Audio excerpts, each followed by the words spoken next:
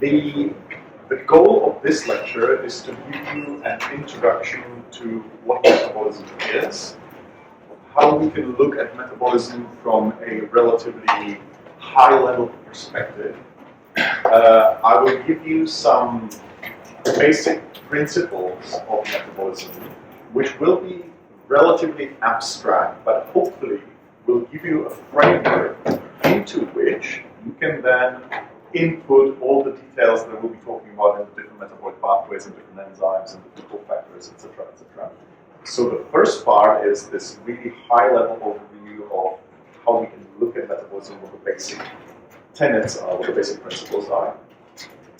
Then in the middle third of the lecture, I will speak a little bit about the history of how humans studied metabolism, how they interacted with metabolic pathways of different organisms, and how we came to understand metabolism the way we understand it currently. And at the very end of the lecture, or the final third of the lecture, I will talk briefly about the origins of metabolism. So what we know about the first metabolic pathways to have arisen on Earth, and how we can look at currently existing organisms to try to deduce what the first organisms that actually existed, what kind of metabolic pathways they had. Okay, so that's the plan for today, this three-part structure for the lecture itself. So, what is metabolism? How would you explain to somebody if they asked you what metabolism is? A chemical reaction. Chemical reactions in the cell, yeah. So if we take the sum of all the chemical reactions in the cell, we could call those metabolism. It is the exchange of material, basically. Okay, so it is taking a material in, changing it in some ways, and then exporting it out. So basically, we can look at this change of substances as the basis of metabolism. Now, as you will see, hopefully, as you will see, and when we go through some of the central pathways of human metabolism, but of metabolism of many other organisms as well, you will see that most metabolism, or all metabolism, is really built around a specific type of reactions which form the core of metabolism. And these reactions are reactions in which electrons are exchanged between different compounds. Okay, so I'm not saying that all metabolic pathways, all metabolic reactions involve the exchange of electrons, but we could say that the main pillar of metabolism is this movement of electrons. Now, how do we call these reactions where electrons are exchanged? Redox reactions, we call them reduction and oxidation, depending which partner is accepting electrons or giving out electrons. So the pillar of all metabolism are redox reactions and is the flow of electrons. Now, looking at, one of my kind of basic principles of metabolism will be, I'll get to it, that metabolism on Earth is all interconnected. So it is not just individual cells or individual humans, but we are consuming the outputs or bodies or whatever other organisms, and we are producing material for other organisms, so we can look at the whole biosphere as an interconnected web of chemical reactions. And at the top of these reactions, or at the beginning of all these reactions, is one specific reaction which basically powers 99% of all organisms on Earth, not all of them, but most of them. And this reaction is, it's not oxidative phosphorylation. I understand why you would say that. But what is the source of all metabolism? Let's put it that way. Yeah, photophosphorylation, photosynthesis. Okay, so there's light coming from the sun, and tomorrow we will talk more about the physical description of why that works. Okay, but there's some energy coming from the sun, which is harvested, which is used by photosynthesis, and basically most of biosphere then lives off the metabolized products of photosynthesis. It's not all of them, because we do have some bacteria and archaea which live in oceans, and they actually get their energy from these volcanic fumes or whatever, but the majority of organisms that we know basically starts with the electrons, which are released from water in photosynthesis, and then we can see that all these electrons flow through all our organisms and all our metabolic pathways. We'll see many of those pathways as we go on. Okay, so that's why I'm saying that this is the pillar of metabolism. And most of the other processes, which are not directly redox related, are kind of tacked on, and they use this pillar of metabolism. Again, we'll see many redox-based metabolic pathways, but we'll also see some where no redox reactions are happening, but they require the products or the processes in the redox pillar. Now, the word metabolism first appeared in the 19th century, so it's a relatively new word to be used. It was first used by a German biologist and biochemist. I mean, the word didn't exist then, there was no biochemistry, that's from the 20th century. There was a kind of chemist biologist called Theodor Schwann, and it's Theodor Schwann. Now, you've heard the name probably connected to Schwann cells, okay, which was one of his big discoveries, but definitely not the only one. So he discovered Schwann cells and many other cell types. He also discovered pepsin as one of the first enzymes, but he also came up with the word metabolism. So he's the author of the word metabolism. Actually, he first used it as an adjective, metabolic. And what it means, do we have any Greek speakers here? Okay. Here, metabole, okay, in ancient Greek, what does it mean? Change. Yeah, okay, so it just means change. And basically, he was just trying to say, okay, this is related to a change, so we call it metabolic. Okay, and from there, we have the word metabolism, metabolic, and it's been used since then. By the way, Theodor Schwann, he also came up with a very important advance in understanding, especially animals. Anyone know what theory he came up with? No? Okay, he was one of the first people to say that animals are composed of cells. Okay, so at that time, it was thought, or many people thought, that basically our bodies are just a continuum. Basically, there are various structures, but they're continuously connected into one big kind of sack of fluids. Okay, but he was the first one to say it was already known about plants. So plants, it was known that they are composed of cells. But for animals, nobody knew that. And Theodor Schwann was the one who said, actually, like plants, even animals are composed of cells. But that's not related to metabolism. He was just a man who discovered and invented a lot of things. Now, so we're talking about words, metabolism, and there are two words which are often connected with metabolism, and we'll be using them, and that is anabolism and catabolism.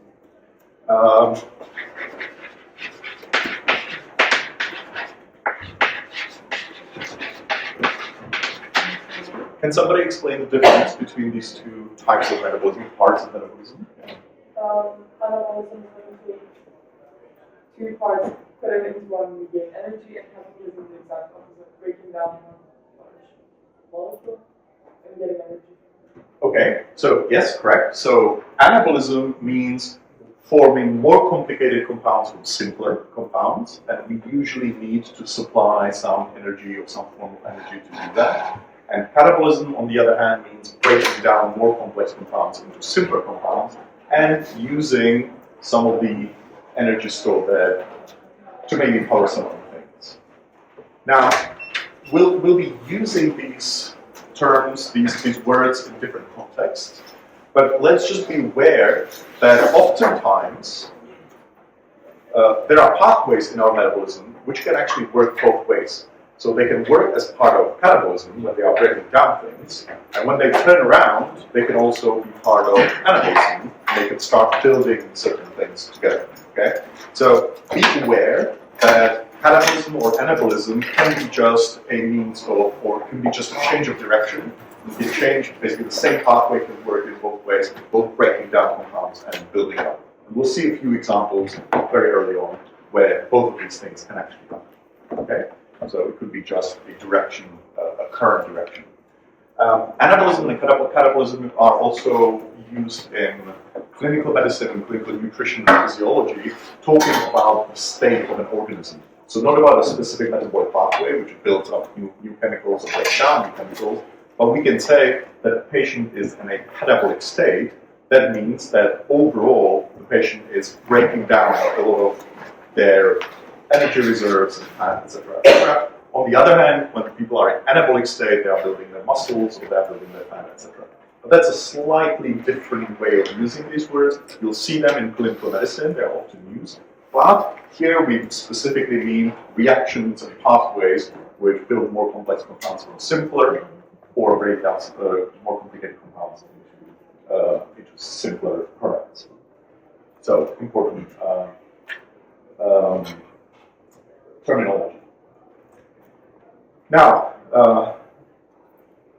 what I already alluded to is that we could basically take the whole of biosphere, all organisms, all living organisms, and connect them by these metabolic flows and these flows of electrons and flows of material, etc., into a vast network. And this vast network will actually be not only connected to other organisms, but it will actually be connected to geological formations, right? Because plants take a lot of minerals from the earth, and fungi use minerals, etc. And then this network will be also connected to the atmosphere, right? Because we breathe air in order to get oxygen, and we release carbon dioxide, and then different plants and different bacteria could be producing methane, etc., etc. Okay, so we could actually extend this metabolic network to basically a lot of the Earth's surface, right, and also the atmosphere, etc. Now, you may have heard that there is a theory, or it's hard to say whether it's a theory or kind of mythological construction, but the guy who came up with it definitely thought it was a theory. And it was a way of seeing basically the Earth as one living organism. Now, the theory is called Gaia theory. Just raise your hand if you've heard of that. Some people haven't. Okay. It's actually quite a sophisticated scientific theory which builds on cybernetic principles, where basically the idea is that the whole Earth is kind of a quasi-living entity which regulates itself. So even though we are part of this huge network, this whole network can actually regulate itself. I'm not going to go into details, it's just an interesting thing, so if somebody wants to look it up, at least for like the history of science, it's a very interesting thing connected to many other things, which we will talk about later. So the guy who came up with it was called James Lovelock. He died very recently at a very, very old age.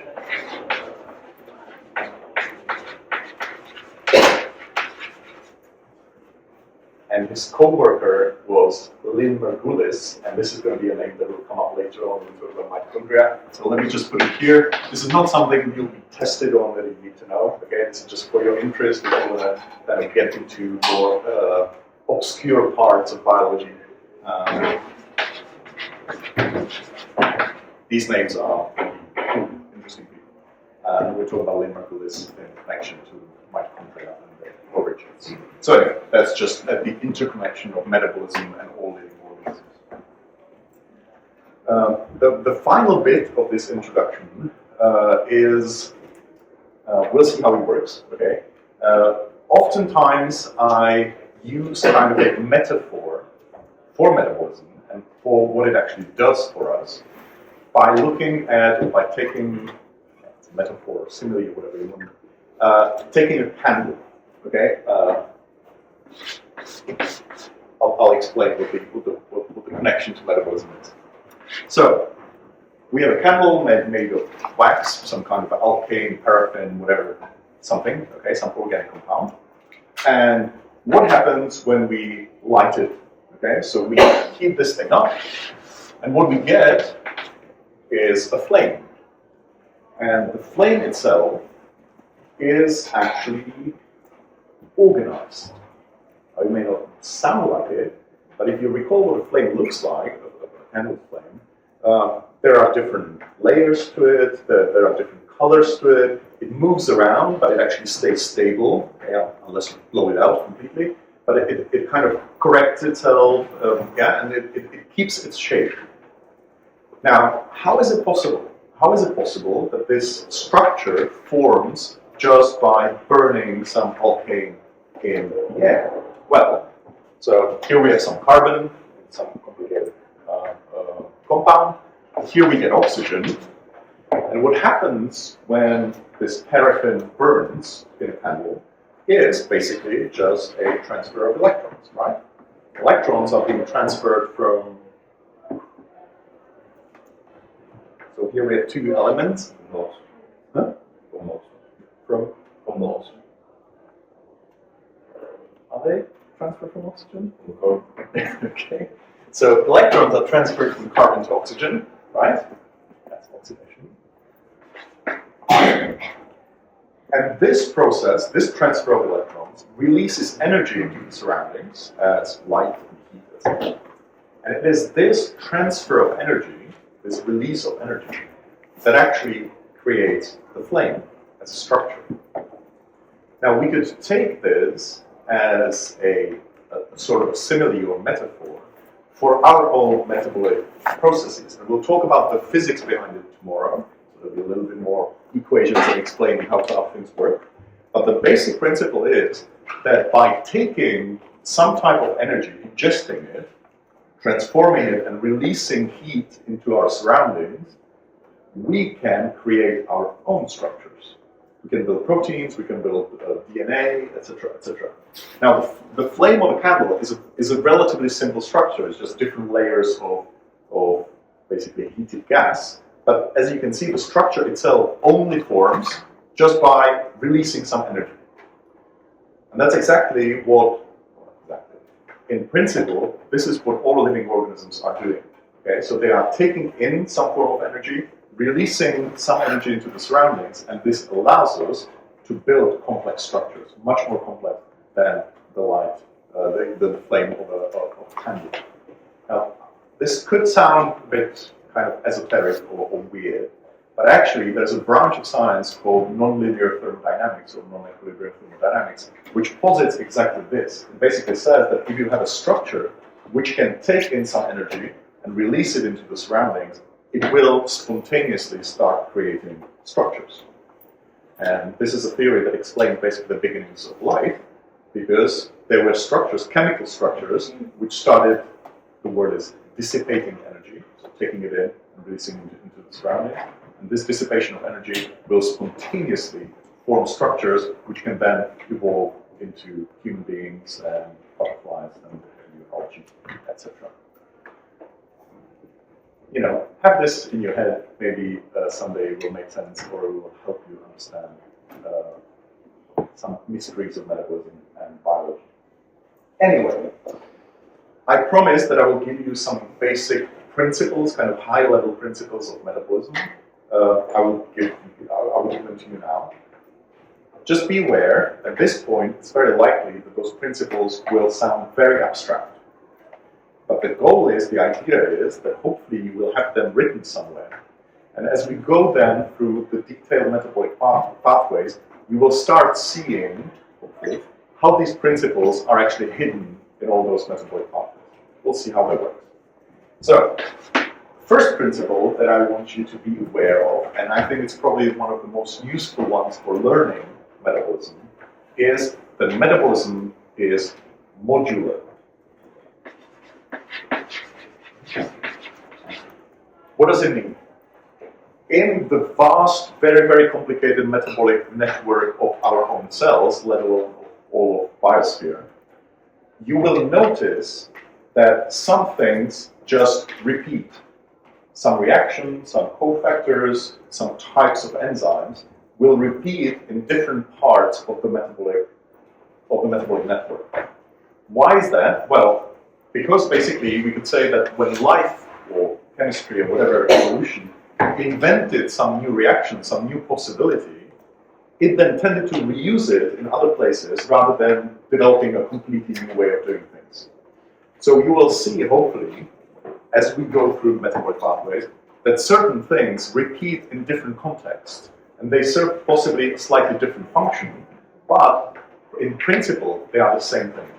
So we will talk, I think, this week and the beginning of next week, we will talk about, for example, chemical reactions and cofactors which are connected with each other, because the same cofactor oftentimes catalyzes the same reaction. And then these reactions or sets of reactions will repeat themselves in different metabolic pathways. Okay? So we'll see the same reaction, the same set of reactions in the Krebs cycle, and then you will see the same reaction in beta oxidation of fatty acids, etc., etc. Why do I think that this is such an important principle of metabolism? Because it allows you to learn those things much easier, rather than learning it from scratch for every metabolic pathway. Once you start seeing these similarities in these modules, you will just see, oh yeah, of course, I've seen this. This is this type of reaction, and it will use this type of cofactor because it's the same here and it's the same here. Okay, so it's modular reactions, cofactors, types of enzymes repeat themselves in different parts of metabolism. I think it's quite a useful principle for understanding what metabolism how metabolism works. The second principle, and that's something that we will not often kind of pay attention to or focus on, but it's very important to be aware that it's an important aspect of metabolism, and that is that it's a dynamic network. It's dynamic. That means that in a living organism, all the metabolic pathways basically have to be running and moving stuff around. We can't just imagine, and often when you see a map of a metabolic pathway or whatever, you kind of think as if it was frozen in time, okay? But it never is. If something is being produced, it has to be removed and used by something else, or it has to be excreted. Now, if you want to make something, you have to be adding in some material. So all those things in metabolism are constantly moving. They never stop. I mean, when they stop, we're dead, right? So it's a dynamic system that always has to be running and flowing, okay? I mean, I know it sounds like some ancient Greek philosophers, right? Heraclitus, who said that everything flows. And in metabolism, that's exactly true. Everything has to keep flowing. If it stops forever, okay? So it's dynamic.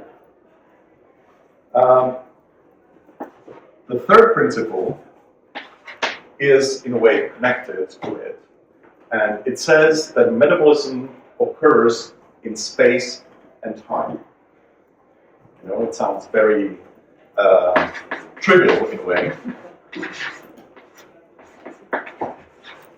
But it has very specific implications.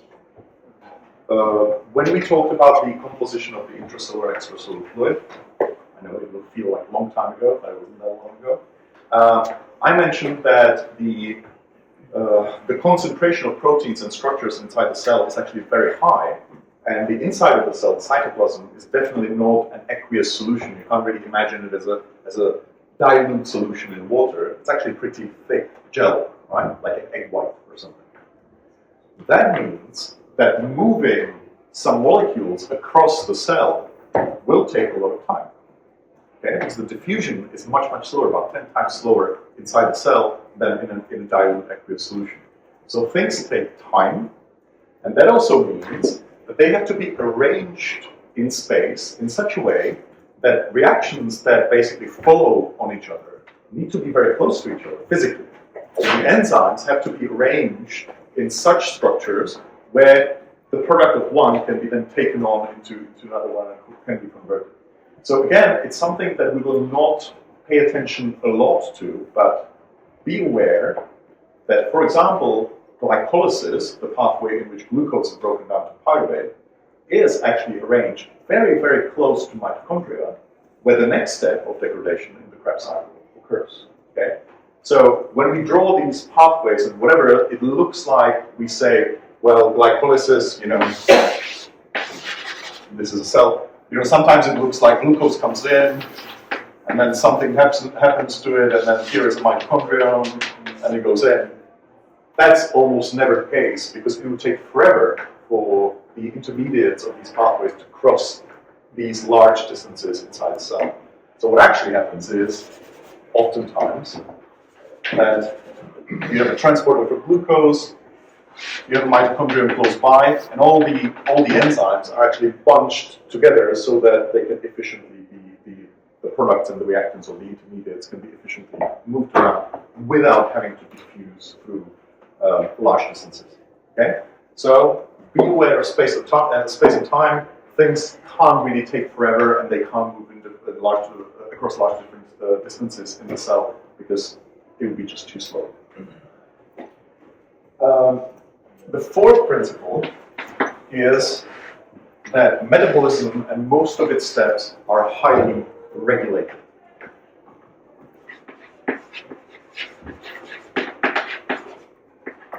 There are several different ways in which these metabolic pathways can be regulated. They can be regulated at the level of enzymes, allosterically, etc. We'll talk a little bit about these different ways. But just be aware that there's always a regulation, okay? Our cells can't just allow metabolism to just do whatever it wants, okay? It needs to direct the products and reactants, etc., in ways that are beneficial to the cell. So there's always regulation. Pay attention when we talk about different metabolic pathways. Pay attention to regulation. It's often very, very important, and it is especially important then to understand what, for example, our body is going to do in different situations, because we still have our body has all the metabolic pathways at the ready, but in some situations, some will be switched on and some will be switched off, and in some situations, it will be the other way around. And the key to it is regulation. So pay attention to regulation. The final principle,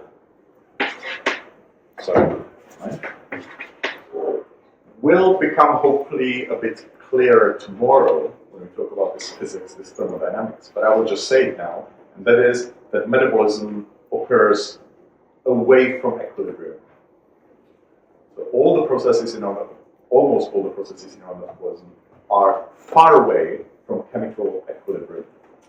And if I said that it's a dynamic system and if it stops, we're dead, if our chemical reactions reach equilibrium, we're dead.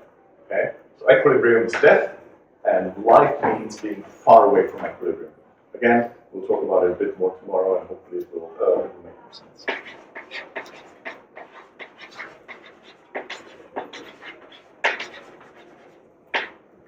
By the way, the fact that we are far from equilibrium also explains this non-equilibrium thermodynamics and the fact that we're creating structures from nothing.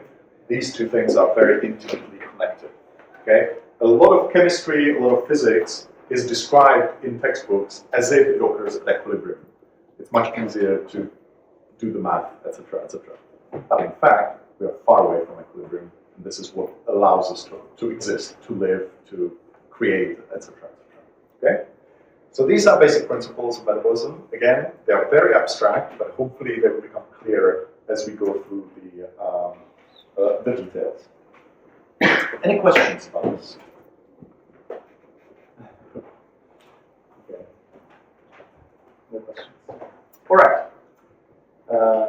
So this was the first third of the lecture, and we can now move to the second part of the lecture, which will deal a little bit, where I want to give you a little bit of a flavor of how metabolism was actually discovered, how people thought about it, what were some of the biggest debates in metabolism, and how they were resolved. Okay, it's going to be a very brief introduction, but if there are people who are interested in the history of biology, history of chemistry, it's a very interesting area.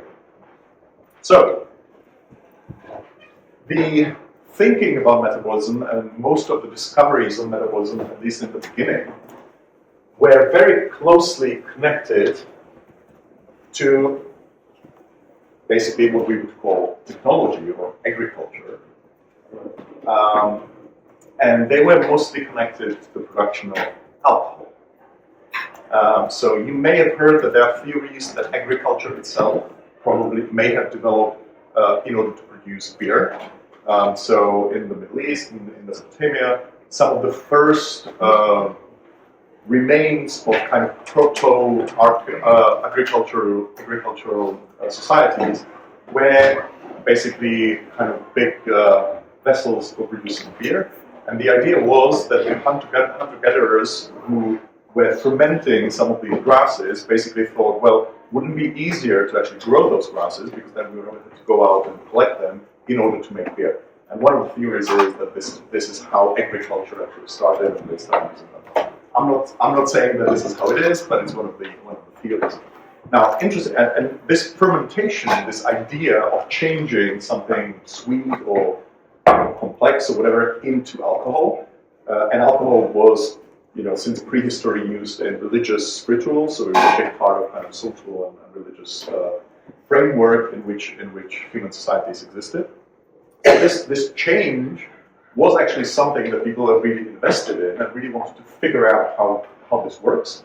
And again, throughout even ancient history, people were really trying to know how to make good beer, how to make sure that it really ferments, because they obviously didn't know all the details of what actually goes on. So that there was a lot of technology involved even in ancient history. But it is mostly in the 19th century with the development of chemistry that people started to use kind of chemical tools and tools of chemistry or understanding of chemistry to try to understand how fermentation, specifically fermentation, actually occurs. And as we'll see, a lot of the people, or several of the people, several of the big names that we nowadays know as pioneers of biology and biochemistry were actually paid by the beer industry and the wine industry in order to figure out how fermentation actually works. So, in the 18th century, chemistry becomes modern chemistry from alchemy and some of the previous versions of chemistry. And one of the big questions in the beginning of the 19th century was whether, and until the end of the 19th century pretty much, whether living organisms are just based on chemical reactions or whether they have something special, something which cannot be described by chemistry. Now, this second group of researchers who thought that living organisms had something special were called the vitalists.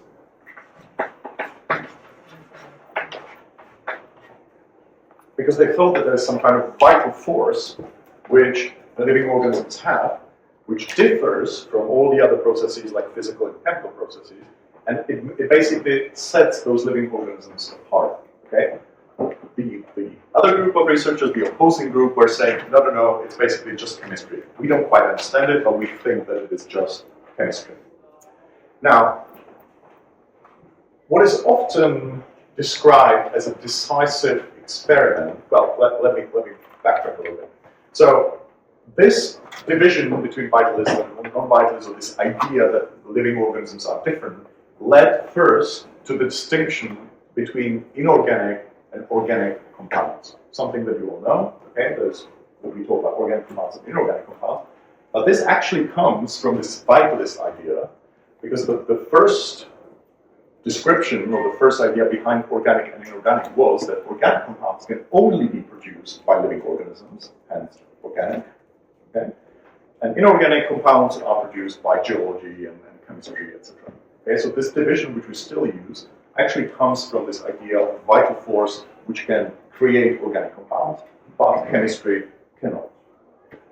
Now, this distinction between organic and inorganic compounds was actually first formulated by a Swedish chemist, Johannes Jakob Berzelius. So he came up with this idea, a very, very important chemist. Lots of different discoveries, etc., but I will not go into that. But already in the 1830s,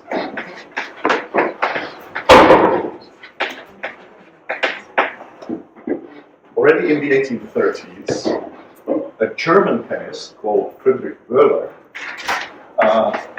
made an experiment which, from today's perspective, basically decided this debate whether living organisms are the only ones that can produce organic compounds. And the experiment that he performed, actually maybe some people know what he did, Friedrich Wöhler. He took a compound called ammonium cyanate,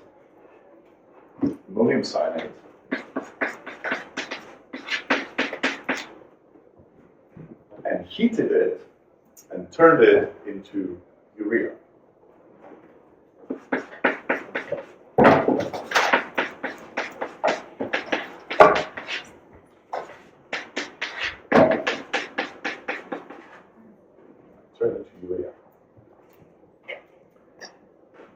Now, in a lot of textbooks nowadays, this is considered a decisive experiment because it showed that you can take an inorganic compound and turn it into an organic compound by pure heating. Therefore, we don't need a living organism to make organic compounds. At the time, it was nowhere near that successful, and actually a lot of people thought that this was a neat experiment, but they said that cyanate is actually a an organic compound. So basically just turn one organic compound into another. Okay?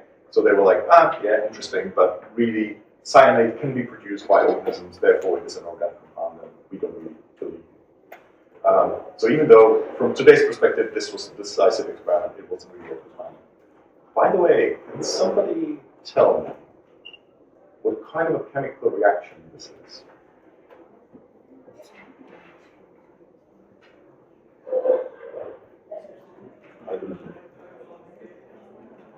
Is it? How many hydrogens are on one side? How many hydrogens are on the other side? That's 4. That's 4.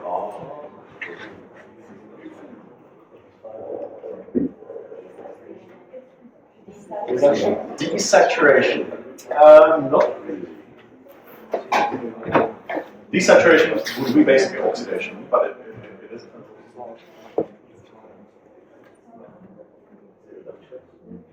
It's not a reduction. Why is it not a reduction or oxidation? Exactly. Electrons would have to go somewhere, right? They're not going anywhere. So it's not a reduction. Absolutely. It's just a rearrangement, isomerization. Those two compounds are isomers. Okay?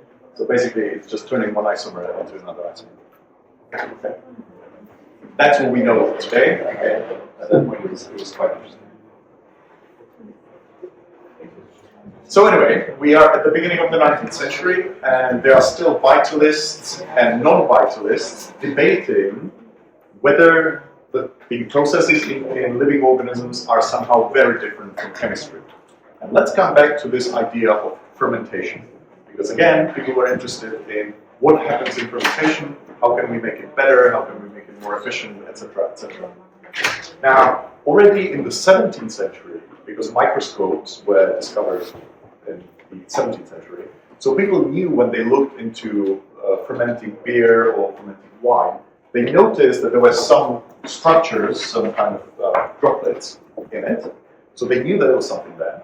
But some people thought that these were just kind of chemical structures, they were just bits of material, and they thought that most of it was just decomposition. That fermentation was just decomposing things, but decomposing chemically, not biologically. The other group of people, the vitalists, were saying, no, these are actually living organisms, and they, over time, they found out that these are actually fungi, like yeast. This is yeast.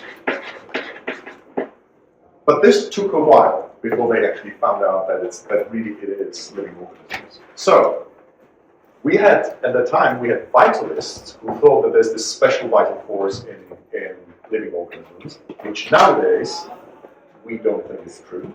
So they were kind of wrong in this. But at the same time, they were right in saying that fermentation is caused by living organisms and not by just chemical decomposition.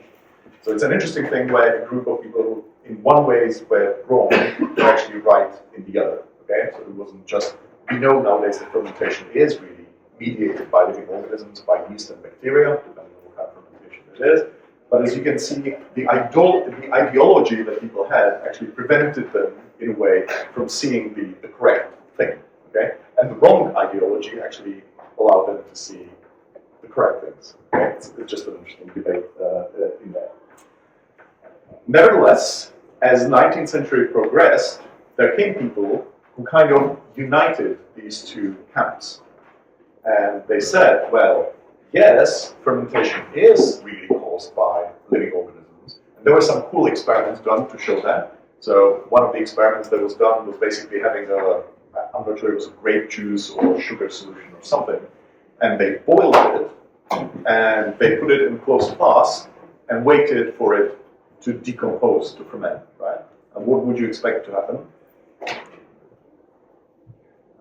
Nothing, right? Nothing happened. So clearly it couldn't decompose just by itself. So then another researcher basically did the same thing, boiled the juice, but then put it into an open container. What happened? It fermented, right? It started to ferment. And the conclusion was that air is needed for decomposition. Okay? So they said, oh, It's because it needs oxygen. Okay. So then an even cleverer experimenter did basically an experiment, boiled the grape juice, put it into a flask, and then allowed air to go in, but the air beforehand was heated to a very high temperature. Okay, so there's a tube that allowed air to go in, but the tube was heated to a very high temperature. What happened? Nothing happened. Nothing happened. And this was what showed that we need living organisms to get in. It's not about oxygen, it's not about air, it's not about temperature. We actually need some living stuff to get in and start fermenting. So this was the decisive experiment that showed actually we need some living stuff to be in there. So people were like, okay, so the vitalists were right and the non-vitalists were wrong because they were saying it's just all chemistry. But then, and we're already at the very end of the 19th century, beginning of the 20th century, then people started thinking, well, maybe both are right. So what they did was they took yeast, which then could be made in large quantities and isolated because people knew that it existed, and then they basically used sand and all sorts of other things to basically break down the yeast completely so that no cells are left, no living yeast is left. Okay? And then they used this yeast extract and added it to our grape juice or sugar solution. What do you think happened?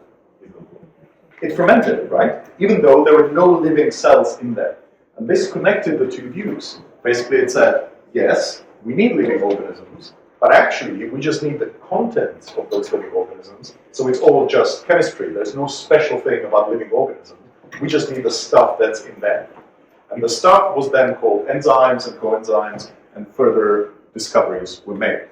Let me just say one thing, and I often like to talk about unfairness in science, because there are a lot of stories of how history was and society was unfair, and mostly to women. This first experiment, by basically breaking down yeast and using yeast extract to perform fermentation, was first performed by a Russian scientist called Marina Manasena, who actually published it. She published it in German. German was then the language of science. So she published it, but basically it was completely ignored.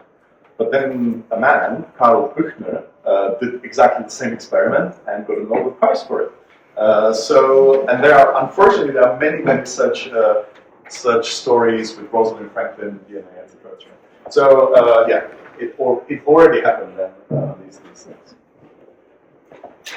Right, let me just finish this bit about the history of discovering metabolism, and then we'll have a short break.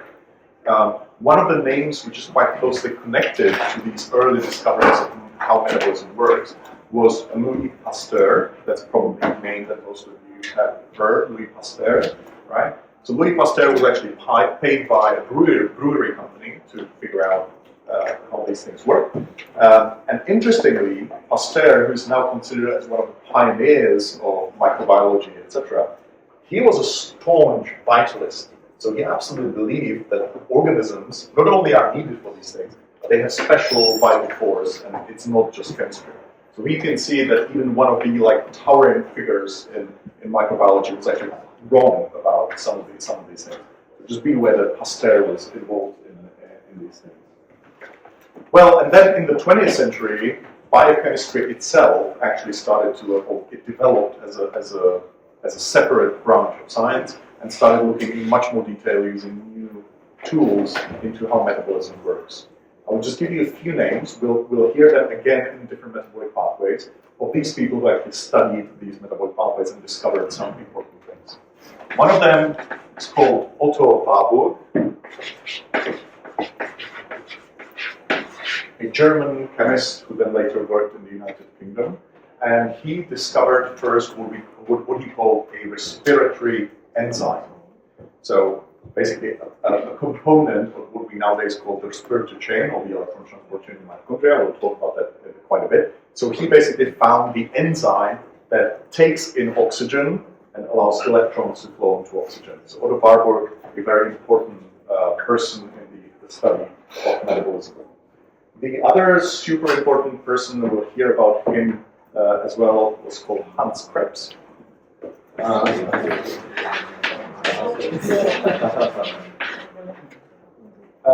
Who is known mostly for the Krebs cycle, the tricarboxylic acid cycle, the citric acid cycle, but actually he discovered two other cycles. One of them is urea cycle, and we'll talk about urea cycle. And he also discovered what's called a glyoxylate cycle in plants. So he discovered three different cycles, and the one that we'll talk about most is the one that carries his name, but he was a very, very prolific biochemist. The last name I will just mention, and this is kind of a bit of a chauvinist thing in a way, because these two people were connected with Prague and with Charles University. And there were Karl and Gerta Kory.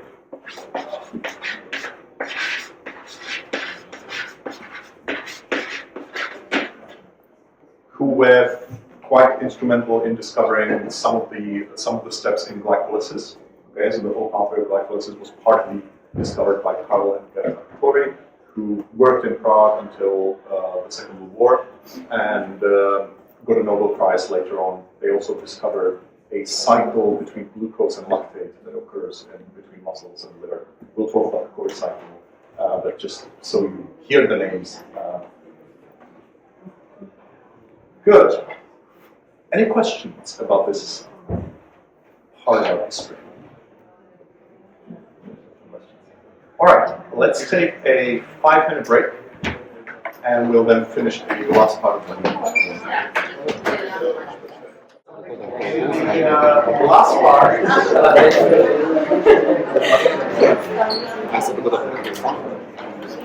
In the last part of the lecture, I want to briefly talk about kind of a history or prehistory, but what theories we have about how metabolism and therefore how life actually started. Because as we said, all life is basically based around metabolism. All of metabolism is basically based around moving electrons, right? Electrons are released in photosynthesis by sunlight, and then they are then taken back onto oxygen. So that's how metabolism works. And the idea, the question is, how did it start? How did we get the first metabolic pathways? And we can have two different approaches to studying or to figuring out these questions. The first approach, the older approach, but still relevant, was looking at chemistry and looking at possible ways how just pure chemistry from relatively simple compounds can start forming some basic reactions to create more complex compounds that can then basically start making even more complex compounds, etc., etc., and kind of kickstart the whole metabolism or life journey. Now, as I already said, one of the first people who tried kind of to figure this out was Friedrich Wöhler, who did this experiment with ammonium cyanide to make urea. So he said, oh yeah, just pure chemistry can create organic compounds. However, in the beginning of the Earth, right, in this 4 billion years ago or something, we probably didn't have a lot of, or we don't know whether we had any ammonium cyanide there. Okay, so people then in the 20th century tried to recreate the conditions of this pre-Earth, this prehistoric Earth, and try to use the possible components, chemical components, in an artificial system, and figure out whether they can detect more complicated organic compounds that would actually suggest that they could start some more complicated metabolic pathways or other things. One of the names which is often connected to these ideas of creating life from non-life was a Russian biologist or biochemist, you could say, Alexander Oparin. And he was quite influential in studying possible structures, for example, structures caused by putting some proteins and lipids into a solution. And he noticed that even these kind of relatively simple compounds will start forming kind of proto-cells, okay? They're called quacervates, that's what we call them. But basically, just mixing some relatively basic things into water could form sacs or membranes that would cover parts of the liquid. And he said, well, maybe in the beginning of metabolism, in the beginning of life, these relatively simple organic compounds form these isolated systems, which could then further develop and make some more reactions, etc. The other two names which are connected with these experiments figuring out how life could have begun without any life beforehand, okay, was Stanley Miller and Harold Urey. Harold Urey actually got a Nobel Prize for discovering deuterium. Yes? Oh, I was going to ask, how many things are you supposed to have in mind? Or do we need their names at all? You don't need them. This is for your interest and for your, for understanding the context in which we are. Okay, so we're not going to test you on these names. Okay, I think it's worth knowing the history of the field. So what Miller and Urey did. By the way, has anyone heard of this Miller-Urey experiment? Yeah, some people have. Okay, so what happened in this experiment? What did they do? Okay, all right. So basically, they formed a glass apparatus which had a flask which was heated. Then from the flask, too big. From the flask, the fumes went to another kind of a glass thing where there was electric discharge. So there was heat, this would boil, right? There was electric discharge here, simulating lightning in the atmosphere. Okay? And then the product,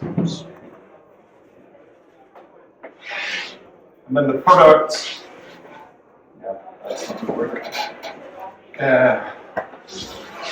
The products would go back to the flask where they could be heated. Okay? And what they put in, does it make sense? Yeah. What they put in was very basic components like carbon dioxide, carbon monoxide, some hydrogen sulfide, and ammonia and water. Okay? And then they left this apparatus to run for about a week. Then they opened it and they analyzed what was in this fluid. And they noticed that just by these very simple conditions, with having heat, electric discharge, and some basic compounds, they detected amino acids, some very simple carbohydrates, and all of these compounds that we usually connect with products of life. So they were the first ones, this was in 1953, they were the first ones who actually could show that with very, very simple chemistry, very simple physical processes, we can get quite complex metabolites, nowadays we would call them metabolites, even without any complicated structures, without any enzymes or anything like that. So this was one of the first experiments to show, yeah, in this prehistoric conditions on Earth, relatively complex things can happen. And these types of experiments from the 1950s still continue, that they still continue to this day. And we have publications that show, for example, that if you take the surface of iron or nickel, they're actually extremely good catalysts to produce, for example, acetate or pyruvate just from carbon dioxide and hydrogen.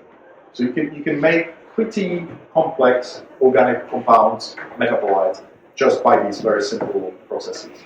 So this basically goes to show that we don't need that there's a way for life to begin from just simple chemistry.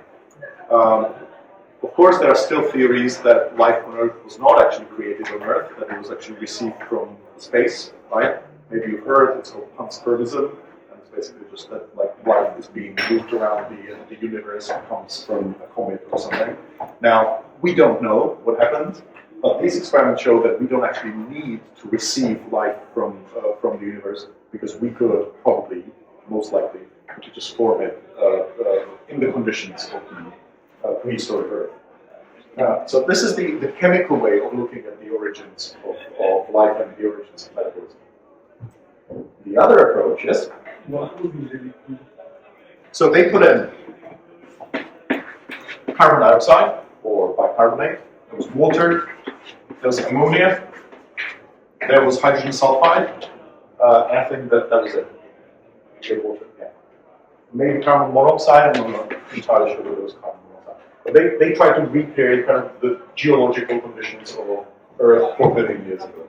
So I think these were the most that they make them out. And they got in really complex amino acids.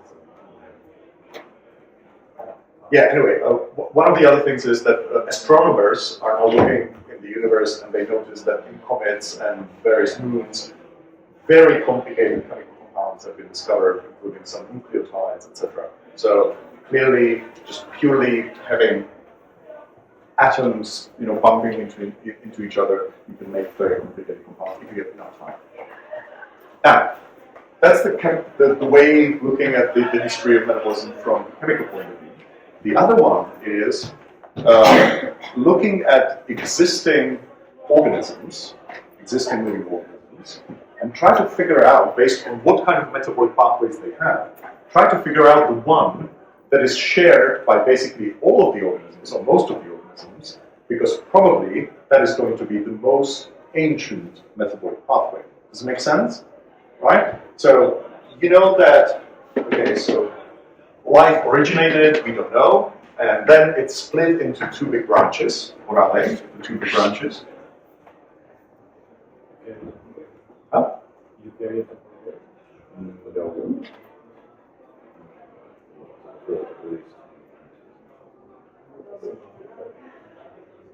Bacteria and archaea. Correct. Bacteria and archaea.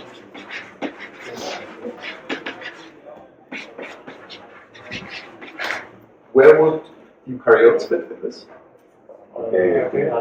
Correct. Yes. So we're all archaea, right? We're all descendants of archaea, even though we got something from bacteria as well. Right? Anyway, so the idea of this approach is to look at a metabolic pathway which is both in archaea and bacteria, and is relatively widely present in these organisms. And that is very likely going to be the oldest metabolic pathway. Now, for some time, it was thought, and it's still a possibility, but it was thought that the original metabolic pathway was the Krebs cycle. But a Krebs cycle that runs in the opposite direction.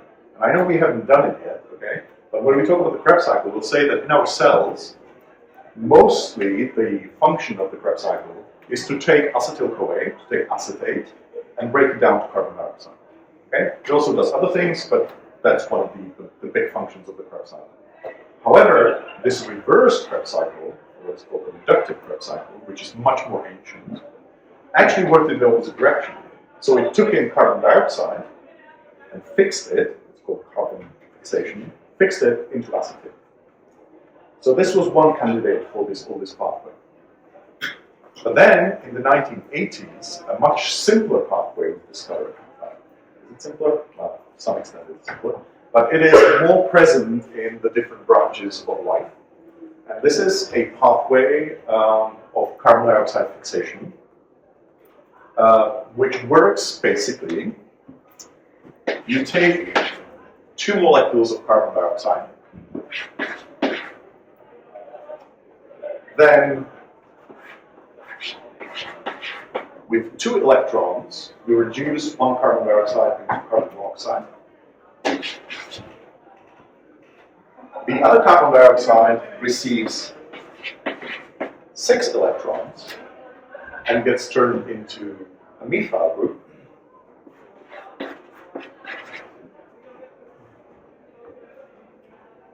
And then we connect the 2 and we have acetate, or acetyl.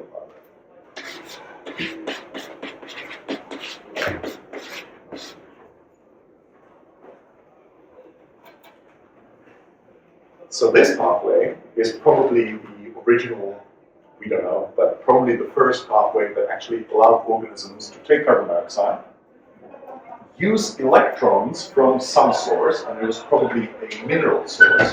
So it may have been some iron that was lying around, it could have been hydrogen which was being released from like volcanic vent or something like that. Okay? So this is where these electrons come in, And you can see, remember, all metabolism is really centered around transfer of electrons. So here we are taking electrons directly from the environment and using them to take carbon dioxide and make acetate. And from acetate, we can then synthesize all sorts of other things. So this special pathway was probably the oldest one. It's relatively simple. But I will say one other thing to it. And that is that we still carry, even we humans, still carry a large part, actually half of this pathway, we still have it in our cells. So even though we can't really fix carbon dioxide like this, we still have it. And we will hear about this part of the pathway, it's actually this one, when we talk about the metabolism of folic acid. Folate.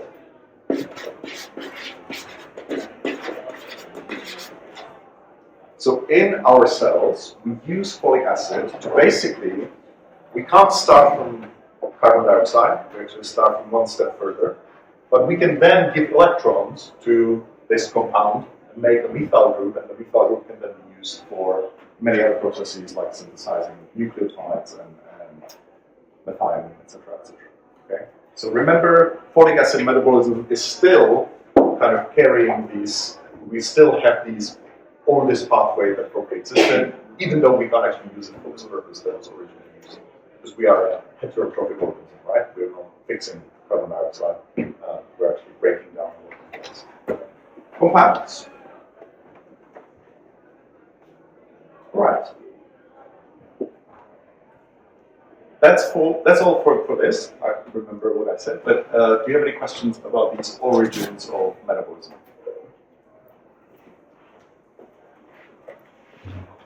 No questions. All right. So there was a request that I go through briefly, that I go through the course and what is expected from you in this course. Now, the largest part of the course is going to be dealing with more detailed principles of metabolism and then different metabolic pathways. So we will talk about individual metabolic pathways, we will talk about the different enzymes. Now, in the next few lectures, we will talk about what enzymes are, how they work, what kind of coenzymes we have, and we'll talk about the different types of reactions that we'll need in metabolism. And these initial lectures, so tomorrow and I think it's mostly this week and maybe beginning of next week, are super important because they will give you the framework that you can then use to understand the individual metabolic pathways. So if you learn the types of reactions, if you learn the specific cofactors that go with them, as we said today, metabolism is modular, so you will see them again and again and again. So once you know them, and that's going to be the first 3 lectures of this course, something like that, you will be then able to understand much better the individual pathways. But then we'll come to the individual metabolic pathways, we'll talk about glycolysis, we'll talk about glycogen synthesis, we'll talk about beta oxidation of fatty acids, etc., etc. Many different metabolic pathways. And there what we expect you to know is the intermediates, the enzymes, the beginning, the end, the regulation, etc. Okay? So this will constitute a relatively large part of stuff that you will need to both understand and learn. Okay? Now, in addition, in this course, it's not just metabolic biochemistry. There's actually a fair bit of histology as well. So we will look at different structures of cells which have different metabolism. So that's why we put them together. Okay? Because the morphologically distinct cells have also metabolically distinct cells.